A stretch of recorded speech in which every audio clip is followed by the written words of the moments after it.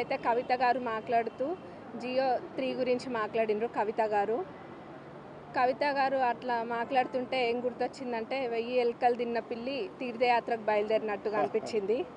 ఎందుకంటే గత 10 సంవత్సరాల నుంచి కూడా ఇది మాట్లాడుంటే బాగుండేది కవిత గారు, కానీ అప్పుడు మాట్లాడలేదు. ఇప్పుడు గుర్తొచ్చింది కవిత గారికి ఉన్నట్టుండి కాంగ్రెస్ రాగానే. మరి అప్పుడు చూసినట్టయితే బీఆర్ఎస్ వాళ్ళు 10 సంవత్సరాల క్యాబినెట్లో కూడా ఎక్కడ మహిళా మంత్రి లేరెవ్వరు. మరి ఇప్పుడు కాంగ్రెస్ ప్రభుత్వంలో చూసినట్టయితే మహిళా మంత్రులు కూడా ఉన్నారు. మరి కాంగ్రెస్ ప్రభుత్వము మహిళలకు ఎప్పుడైనా కానీ ప్రాధాన్యతనే ఇస్తుంది.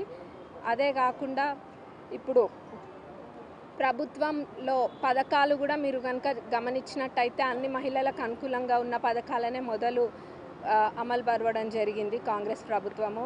ఇప్పుడు ఫ్రీ బస్సే కానివ్వండి, 500 గ్యాస్ సిలిండరే కానివ్వండి, మరి గృహజ్యోతి, మరి రాబోయే రోజులలో కూడా ఏవైతే పథకాలు ఉన్నాయో అవన్నీ మాట తప్పకుండా మడమ తిప్పకుండా కాంగ్రెస్ ప్రభుత్వం అన్నీ కూడా అమలు పరుస్తుంది. అవన్నీ కూడా ప్రజలందరూ కూడా గమనిస్తున్నారు.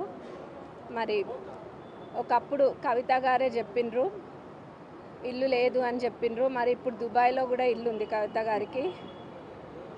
అది కూడా అందరు గమనిస్తున్నారు. మరి ఆనాడు గుర్తురాని మహిళలు ఈనాడు ఉన్నట్టుండి గుర్తొచ్చిండ్రు కవిత గారికి. సంతోషం మహిళల గురించి మాట్లాడితే, కానీ అందులో ఒక అర్థం ఉండాలి. మరి జియో 3 అంటారా, అది మా ప్రభుత్వం కూడా చూస్తారు తప్పకుండా. అది కోర్టులో ఉంది కాబట్టి ప్రభుత్వం చూడాల్సిన సమయం వచ్చినప్పుడు తప్పకుండా అన్నీ చూస్తుంది. మరి